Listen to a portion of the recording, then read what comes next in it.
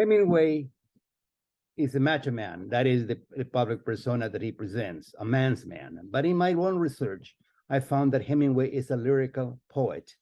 And I analyzed that in a novel by the name of A Farewell to Arms. He uses three things in that novel to convey lyricism. The first one is minimalism. He uses the minimum amount of words to convey meaning. For example, he says, quote, "Troops went by the house and down the road, and the dust they raised powdered the leaves of the trees." End of quote. In other words, nature is being defiled, but instead of describing the soldiers, the noise, the equipment that they have, he focuses on the dust, on the leaves, and he lets the reader convey the rest of the details.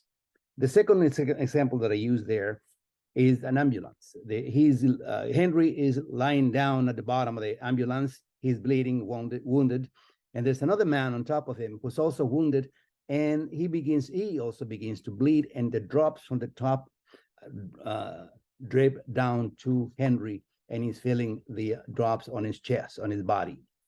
And this is a terrifying way of describing war, even though there's a minimal amount of detail.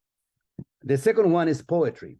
He uses the rain to forewarn death and uses repetition of words to establish a rhythm of poetry. For example, he says, "In the fall when the rains came, the leaves all fell from the chestnut trees and the branches were bare and the trucks black with rain. The vineyards were thin and bare branched too, and all the country wet and brown and dead with the autumn." So he keeps repeating in order to create rhythm. Second example is that Catherine and Henry are talking about rain, and Catherine asks, "And the rain won't make any difference?" "No, that's good because I'm afraid of the rain." "Why are you afraid of it?" "I don't know." "Tell me." "No, tell me." "All right, I'm afraid of the rain because sometimes I see me dead in it." End of quote. In other words, rain forewarns death.